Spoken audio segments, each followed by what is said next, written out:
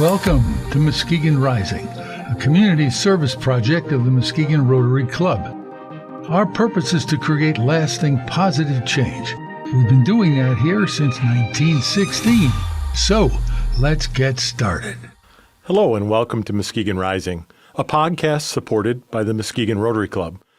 I'm Aaron Mikey and I'm your host today, and I'm with Chris Zart from the Michigan Irish Music Festival.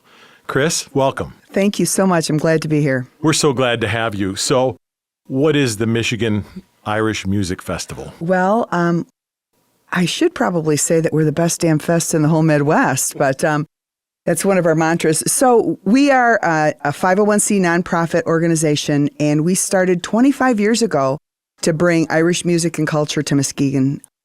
And part of our initial mission was not only to present the Irish music and culture, but also to bring people to our community to stay in our hotels during a shoulder season. And so that's why our event is in the middle of September. Tell us a little bit about the history of why the festival started, how it began. Sure. So 25 years plus ago, Frank Bednarik, who was then the county administrator for Muskegon County, really wanted to bring another event to Muskegon to happen during a shoulder season. At that time, we had the art festival, we had, Muskegon Summer Celebration, we had Shoreline Spectacular was still going on. So we had a lot of great things in the community, but really nothing of substantial impact after Labor Day. So he came to us and to a group of volunteers, and we banded together and we pulled it out of the air and put together an Irish festival and started it in 2000 was our first year. So we're at Heritage Landing, and it's all about presenting Irish music, culture, a learning opportunity for people to learn about that type of music and culture, and maybe some of their heritage roots, as well as an economic impact for our community, adding to the hotel room stays at that time of year. And we've been quite successful in all those efforts. And you've been there the whole 25 years. Yes, I have. And you keep coming back for more with fresh ideas. I do, yes. So there's three of us on our board of directors now that are, three of us that remain on the board of directors that were founding board members, Joe Doyle, Tom Schaub, and myself. That's just amazing. Thank you so much for your service to our community. It's a tremendous pleasure of ours to do this, and it's a lot of fun, and we've made some great friends over the years, not only locally, but regionally, nationally, and internationally, for sure. So you mentioned internationally. How do you choose the musical acts? Because those are really phenomenal musicians. Right. Well, there's a couple different ways that happens. First of all, Tom Schaub is our entertainment director, and he books the music for us. So he's always looking for who is that new band that has never been to Muskegon. They might not be a new band, but maybe a band that's never been to the States or been to Muskegon, as well as bands that are touring, who's on the docket to tour so that we can get them as a routed band. And then also we have an organization called the Association of Irish Celtic Festival Organizers, which is a North American organization that's made up of other festivals like ours. And so we trade information and secrets and all kinds of ideas. And we have an annual conference, and at that annual conference, there's always 12 bands that perform, and they're showcasing, and they're hoping to get hired. And so we often will find people there, too. So. And I believe you have traveled to Ireland to recruit bands as well, if I'm not mistaken. I have. I've been fortunate to go to Ireland twice and to go to Nova Scotia twice as well. Yeah. That's amazing. Yeah, it's not a bad gig. It's not a bad gig. A lot of work. How long does it take to plan? So 25 years. How long has it taken you to normally plan? So our event this year is September 12th, 13th, 14th, and 15th. And so when bands come off stage this coming fall, that weekend, there will be bands that Tom is booking right then for next year. As well as our site crew that builds the infrastructure at Heritage Landing, our volunteer group that manages all 12 to 1,400 volunteers. Everybody's making lists during the festival weekend of don't forget, let's do this different. let's do this next year. We didn't do it this year. So we have a running list that's started right at that time. And so we're working on it right straight away as soon as the festival is done. And this year, I think probably most of our entertainment, anything that was international travel, was booked by Christmas of 23. Mm-hmm. But we have to do that because the musicians that are traveling internationally, they have visa applications that are quite lengthy in process. They need to know where they're going to be booked in order to get their visa application approved and to get funding. If they're getting funding from Culture Ireland, which is an organization that will help fund musicians that are traveling to the States, they'll help pay their like hotel or transportation kind of fees so that they can get here and go on tour. And we're the last weekend of the festival season. So it's about an 8 to 9 week season. So the groups really want to come from Ireland or Scotland or Nova Scotia. Not as much Nova Scotia, but Ireland and Scotland. They want to come and get 8 festivals in a row. And then they go home from Muskegon, and we treat them so well that they've forgotten about Milwaukee, Dublin, Ohio, Kansas City, Chicago. They forgot all about that, and they just remember how great it was in Muskegon. So I have another question that I wanted to go into, but you brought that up, and we've had multiple conversations, obviously, just discussing how where I work sponsors the festival. But you truly treat the musicians like royalty. Right. So, we want to make sure that their experience in Muskegon is the best that it can possibly be. So it only stands to reason, right? If they have comfortable settings, if they have everything they need, their performance on stage is going to be better. If they come in and they don't have food, they don't have a place to be, to rest, to chill after or before their performance, if they don't have dressing rooms, if they don't have that kind of care, their performance on stage isn't going to be that good, right? So we really take every stride that we possibly can to make sure that they've got great catering, that they've got dressing rooms, and they have, as silly as this might sound, that they have soft seating, that they can go in the dressing rooms and sit on a couch or a chair, and it's not just a picnic bench. And then on top of that, we go even further to make sure that our production is the best, that our stage, our lighting, our sound is outstanding, that we have the best people that we can get to produce that show for them, because then that makes their job as a musician easier.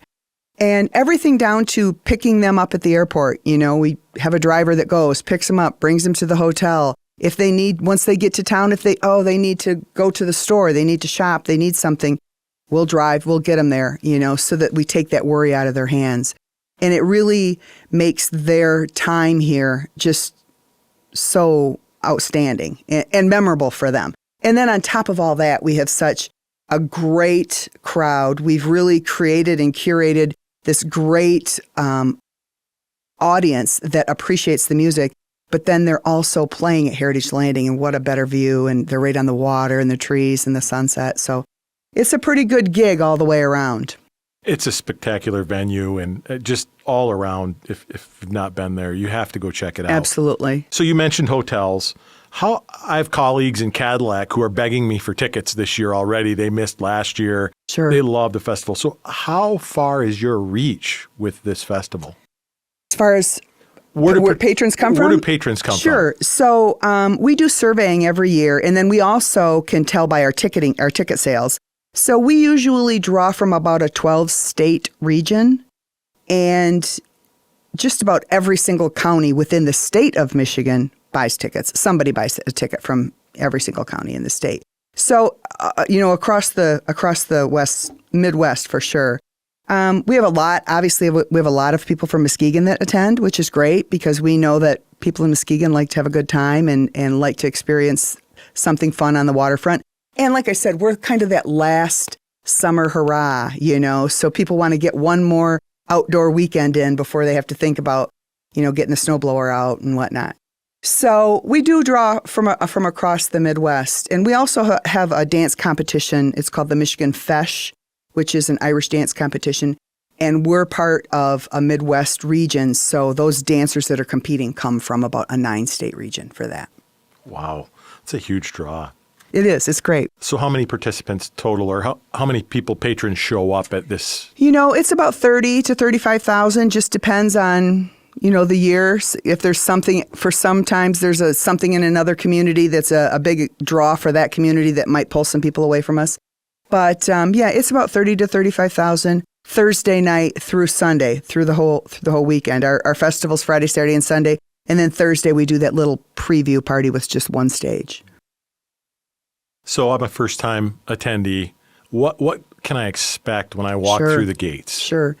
So first-time attendees, you're going to, first of all, be able to park real close downtown at the Mart Dock. And parking at the Mart Dock, you can get a golf cart shuttle ride right to the front gate entrance. Or you can people park on city streets and other city lots downtown and just walk in if they're local and they know about those places to park, right? So the first thing is just getting into the venue. Once you get into the venue, Friday, Saturday, and Sunday, we've got 5 stages we have 6 stages that are going all weekend long, 4 that are strictly all music, and then 2 other stages that are cultural presentations that might have like a solo musician on them, but more often than not, it's a learning opportunity, maybe somebody doing a lecture or whatnot. So you don't have to, all you have to do is bring your open mind to be ready to have a good time. You don't have to bring a chair, although some people do, but we have plenty of seating available in all the stage areas. And then we've got loads of opportunities as far as food, whether it be festival food that you'd find at any festival, or traditional, what we might think of as traditional Irish food as well. And then just a multitude of different beverages, everything from, local beer that's brewed by folks like Pigeon Hill, one of our sponsors, and they brew a stout for us, to regular traditional domestic beverages like Budweiser products, and then all the way up to Irish whiskey, as well as whiskey that is distilled by Wonderland Distilling Company, and they're working on a product for us this year with an Ireland distillery. So we're going to have a whiskey that's distilled in Ireland for the first time under our name. So that'll be exciting. So there's a lot of that, music and food and beverage for people to enjoy. And there's multiple stages, so they can get traditional music. They can get something that's a little bit more contemporary. They could get solo artists or groups. And then on top of that, it's just the party atmosphere. And for those of us that are local, you're going to know everybody. Oh my gosh, I can't believe so-and-so was there and so-and-so was there. We hear that a lot, that it's like the biggest family reunion, class reunion, neighborhood reunion. So it's a good time. So 25th anniversary, do you have any big plans that you can let us know about, or are there surprises? Sure. Well, there will always be surprises for sure. But that's one of the things that people always ask us, returning patrons, is what's new for this year? What's new for this year? So we usually start out the planning based around the entertainment, and then we build from there. So this year we're thrilled to have Gaelic Storm as our headline band. So Gaelic Storm has been with us a number of times over the 25 years, maybe 7 or 8 times. And if for those people that saw the movie Titanic, and they remember when Jack and Rose went down into steerage to the Irish party, the dance party, that band was Gaelic Storm. So they're with us this year, and we're thrilled to have them back on the stages, and they're tremendously entertaining and engaging, and you are totally sucked right into their performance, which is a lot of fun. And then we go beyond that and find out, okay, which I alluded to earlier, who are the bands that have never been here before? Who are the bands that are like the best band in traditional music in Ireland that's touring? Who's the best up-and-coming band from Ireland that might be a little bit more contemporary that we can showcase to our patrons? And then we go after those folks and bring them in. So we're real excited about that. But then also we've got some other things that we're doing at the venue because it's our 25th, just because it's our 25th. And many of those are site enhancements that we take into consideration. We're always concerned about how can we make this the most pleasant experience for the patron. We want them to experience the festival and be comfortable. And maybe they don't even see it until afterwards they think about, gosh, it was so nice. We went into the restroom and there was hot and cold running water, and it wasn't a normal porta-john experience, and there was mirrors, and baby changing stations in all the rooms, so and flowers and that kind of stuff, so that people walk away with that Disney experience, that everything was so neat and tidy and impressive. And sometimes they don't even see it initially until they reflect on the event. I would imagine your patrons may go to multiple festivals and then they finish here and they're just blown away at just the care that you take on every aspect of the festival. Exactly right. And we hear that all the time. And, some of that is we're lucky in the fact that we're at Heritage Landing and the fact that the grass and the trees and the water make a huge difference. We're not in an asphalt parking lot, and some festivals are, and that's fine because that's the site that they have to work with, right? So we're fortunate in the fact that it feels so good for the patrons to be in that environment. And Heritage Landing is a beautiful location, but we have to build that from the ground up, because as you drive by today and you see that it's the Paul C. Johnson stage and the bridge, and that's all you see. That's about what we get when we get there. So we really have to build it from the ground up. And we use it differently than any other festival because of the tents that we use. And it takes weeks. It seems like when I'm driving through, there are tents going up. It does. Massive tents. It does. How big are your tents? So some of our bigger tents might be maybe 100 feet wide by 190 or 210 feet long. And this isn't your normal tent. This is no poles, no ropes on the interior. There's no obstructive barriers. The roof is so sturdy that people could walk on the roof. We don't encourage that, but that's the kind of structure that these tents are. They're rated for just tremendously high winds, and it's a permanent structure, really.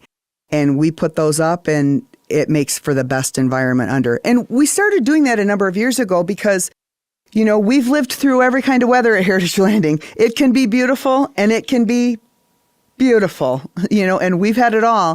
So we really needed to protect our musicians, our patrons, our volunteers. And so we started doing this tenting system a number of years ago, back in 2009. And now everything's tented. Every stage, every shopping experience, every food vendor, it's all tented. And so you could, even if it's raining, you're not really going to get wet because we've got everything covered. It's almost a barn. Yeah, one after the other. So we do, to answer your question, we start like the day before Labor Day, that Sunday, and it takes us a good 2 weeks to build everything. Now, our site guys are moving stuff before that, stuff that people don't necessarily see because we have a lot of equipment that has to be moved over from the Mart Dock, which is where we store our supplies. But and then it takes about 4 days to tear it down. It would take less if we had more people that would volunteer for that. Thank you for bringing up volunteers. That is my next question. Perfect. So it takes a village to make this happen. And so it does. How do you solicit volunteers? What do you give to volunteers when they sign up and work? Sure. So we're 100% volunteer. We have a 17-person board of directors that works all year long. We have a leadership team of about another 100. And those are people that, if you think of, like in your case, Aaron, those are like department heads, okay? So they might be over the gate, or they might be, just over artist merchandise, or they might be over festival food. And then they have shift volunteers that work underneath them. The shift volunteers, we have between 1,200 and 1,400 shift volunteers that work on the course of those 4 days, that weekend. And they can sign up at MichiganIrish.org, and they can do that right now. That's volunteer registration is open. So they can just go in, log in. If they've never volunteered before, they can just create a profile. And once they create a profile, then all of the jobs are there. And they can say, oh, I want to drive a golf cart and bring people from the parking lot to the front gate, which is one of the most popular jobs. And if that's something somebody wanted to do, they shouldn't wait because those will be filled very soon. Or I want to pour beer, or I want to sell tickets. I want to be at the gate and do wristbands and greeting people when they come in. So there's a variety of different jobs, and people just pick the job they want to do and the shift they want to work. And if it's not available, it'll tell them. They won't be able to select it. And then they'll just be able to be communicated through that portal prior to the event. We do a volunteer kickoff dinner in August, and we invite all of the volunteers that have registered by then, which usually is about 400 people that attend. We're so fortunate that PNC Bank sponsors our volunteers. And they come into that dinner. We talk to them about what's new, give them the lay of the land. And oftentimes the people that come with them as their guests then will say, well, I can volunteer. And then they sign up. Or the volunteer that's registered will say, I can take another shift. And then the night before the festival starts on Wednesday, Festival Eve, they come in for orientation. They learn what their job is and some last minute details. They help us set up about 5,000 chairs in 10 minutes, which is great. And then they come back for their shift over the weekend. That's amazing. Over 1,500 volunteers to make that festival work. And we're extremely fortunate. We have such a huge high retention rate of volunteers. They return time after time. And it's really fun for us, the organizers, to sit back and see the volunteers that, oh, hey, how are you doing? And they greet each other. And their only connection is Irish Fest. They might not ever see that person again for 12 months, but they always work the same shift, the same job, and they've done that for years. And so that's really kind of fun to see those friendships that have grown because of Irish Fest. Absolutely. And people come not just from Muskegon. I mean, people come from all over to volunteer. People come from out of state to volunteer, and they come back year after year. So that's really kind of fun. That speaks volumes to how you operate the festival. Well, we really want to make sure that the volunteers know that they're an ambassador for the festival. We really talk to them, and the 2 times that we meet with them before we open, we really talk to them about training and what we can do to make sure that they have the tools that they can then put in place with the patron, and that they can interact with the patron and they have the information to answer the questions that the patron has. And it makes everybody's experience better. Awesome. So you mentioned Frank Bednarik and September. I would really like for you to dive into that more. And it's just September is a very unique season for a festival. So explain a little bit more on why September and what it does for our community. Sure. Well, so anybody that's lived here for any amount of time knows that we really don't need anybody else in town in July and August, right? I mean, go to the beach. You can't get a parking spot. It's packed. Everybody comes to Muskegon in the summer because of the beach and Michigan's Adventure and a lot of the other outdoor recreational activities that we have. But, 25 years ago, we didn't have as much tourism traffic after Labor Day. And we certainly didn't have any all winter long until Memorial Day, with the exception of what happens around the luge. And so it was always about how can we build out those shoulder seasons, and that's when we really need the traffic to come in and stay in the hotels. That's going to really help our economy if we can put more heads in beds. And so that was the main effort, was how can we utilize Heritage Landing for another event? How can we bring people into the community, and what can we do it with what kind of a unique event? And so at the time, Summer Celebration was still going on at the time when we started. And so we didn't need another, classic rock type festival, right? We needed something different. And so we went with this Irish theme, and then it gave us the opportunity to dive into that Irish heritage too. So when we first started, we started working with then Holiday Inn. Now it's, the Delta, Muskegon Downtown, and the Shoreline Inn. And those 2 hotels remain our host hotels. And so it was all about trying to fill them. When we first started, could we just get some people in those hotels? And it didn't take long before those hotels were sold out. And now all the surrounding hotels in Muskegon would be sold out at that weekend. And then people would say, well, we had to stay in Grand Haven, or we couldn't get a hotel room. We had to stay in Montague, or we couldn't get we had to stay in Grand Rapids, or we got an Airbnb, So we really felt like that we have continued to fulfill our mission by providing the heritage and the music cultural piece, as well as the tourism piece, And then a couple other components of our mission are education.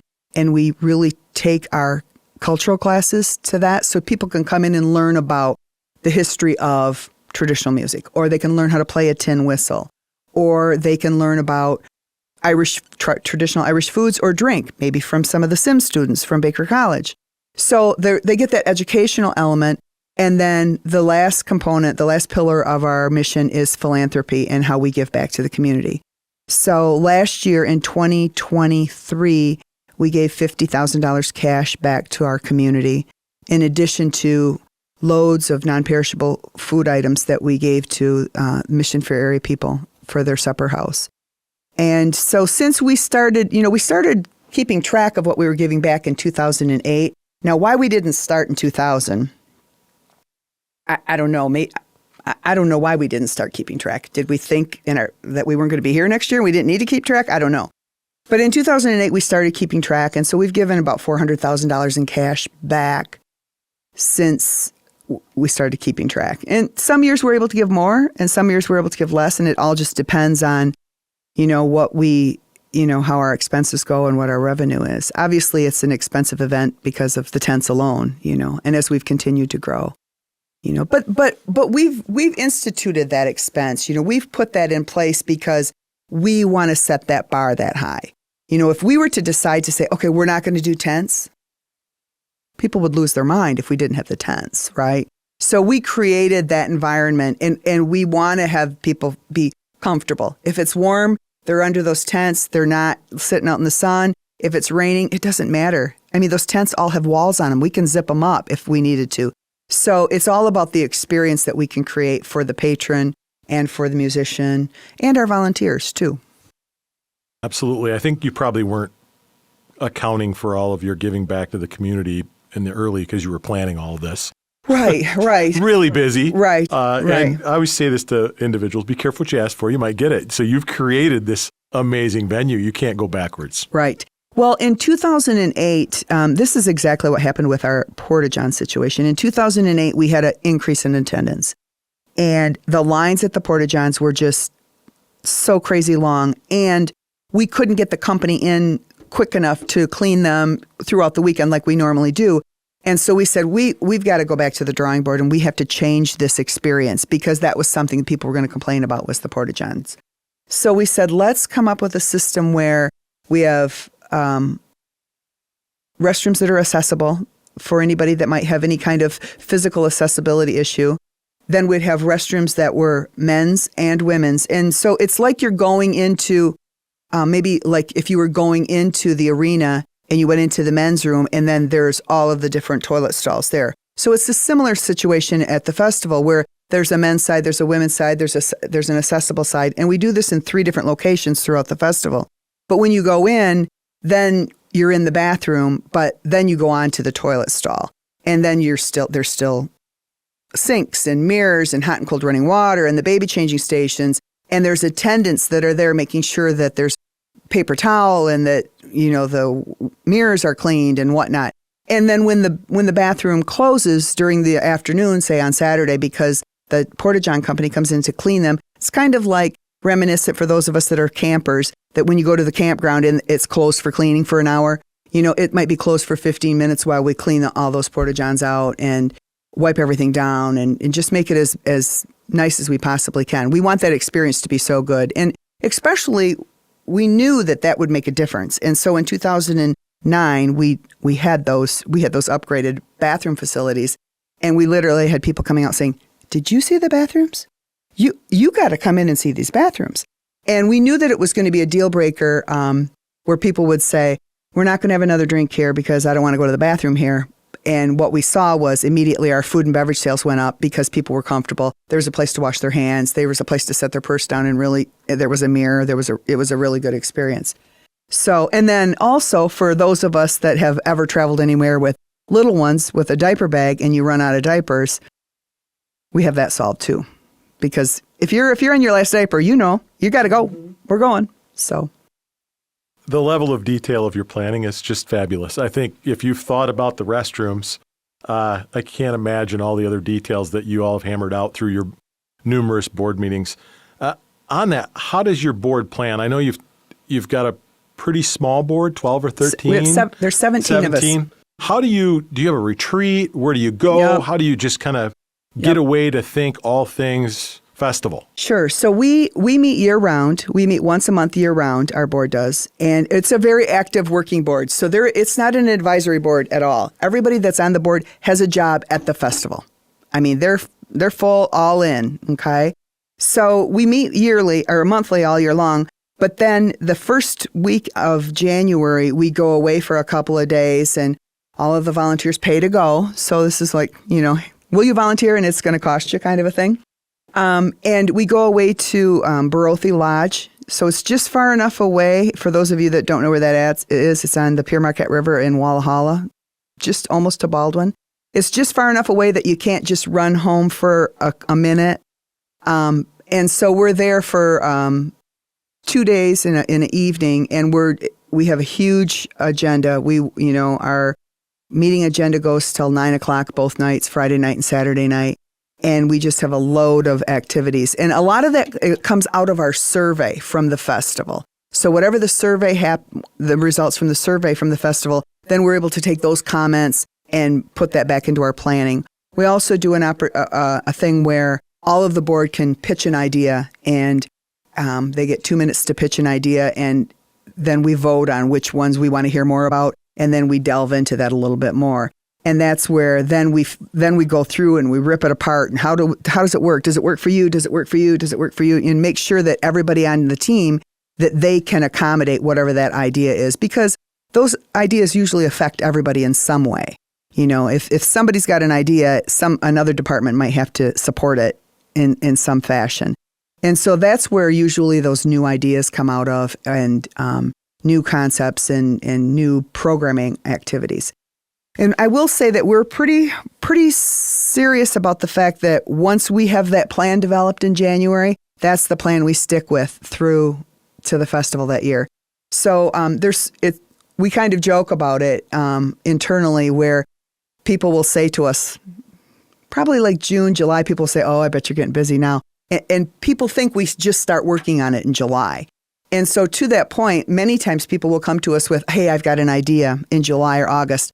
Well, our plan is already set. So we won't take an idea in July or August. Even if we know that we could execute it, it's not fair and it's not respectful to the other ideas and the planning that has come before it, because we established that plan in January and we've worked on it all spring to make sure, okay, what do we need to do to make that a reality? And so now in August, a new idea comes along. It doesn't work. We'll put it on the list, and if it's something that we can institute for the future, yes. But we certainly want to make sure that everybody is on the plan before we execute a new idea. And I think that's worked out to our advantage, because we have the experience of knowing that it's all well thought out. Everybody knows we've talked about it month after month. They know what's going to happen. And so it comes off flawlessly, hopefully. Usually it's flawlessly to the patrons. We're in the back going, oops, we missed that, but, we do a pretty good job of ferreting out the ideas, I think. Absolutely. You might be the hardest working board in the county. You could get a billboard and put that up for us. I'll send you the logo. Meet monthly. You work at the event. Wow. Remind me not to sign up for this festival. So you mentioned Pigeon Hill and your partnership there. Who else do you have partnerships with that really make this festival happen? Well, we're first of all, I have to say that we are so fortunate in the fact that we've got so many sponsors that have been with us for many, many, many years, some from the very beginning. But our presenting sponsor is Family Financial Credit Union, and we're so fortunate that those folks have been with us for a long time, and now they're the presenting sponsor for the festival. Our other major sponsors include Langlois Home Furnishings, Budweiser, G&L Chili Dogs, and the Mart Doc. And so those five are really our keystone sponsors that are with us, and we talk about them all year long. If we're doing a press release in February, if we're doing a press release for our March St. Patrick's Day 24-hour sale, we're referencing those sponsors. But we have many others that come along and support us throughout the year. Obviously, Pigeon Hill, they brew a stout for us, and it's called the MI Irish Stout, and that's brewed locally for us. So they don't only sell it, they don't only brew it for the festival, it's on shelves. You could go into Meijer and buy it, and they do a big push at St. Patrick's Day time, and they do another big push at the festival time, so we get some extra exposure there. Some of our other sponsors, obviously, I mentioned Baker College and the Culinary Institute of Michigan. We're thrilled to have them back this year as one of our cultural programming sponsors. But we also have many other sponsors that include everything from Five Farms Irish Cream, which is a Irish cream that is made in Ireland, and it's my favorite. Fabulous. You would never drink another Irish cream once you tasted that. So we're thrilled about that. But we've got a lot of other sponsors. Trinity Health Muskegon sponsors our Catholic Mass on Sunday morning.